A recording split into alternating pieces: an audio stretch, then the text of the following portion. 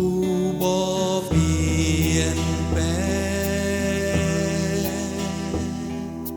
สู่นิรันดร์พระองค์เป็นต้นแห่งความสุขพระผู้เป็นเจ้าข้าพึงพาในพระองค์ข้าเอิ้นหาพระองค์อีกหลายครั้งและหลายหนข้าเอิ้นหาพระองค์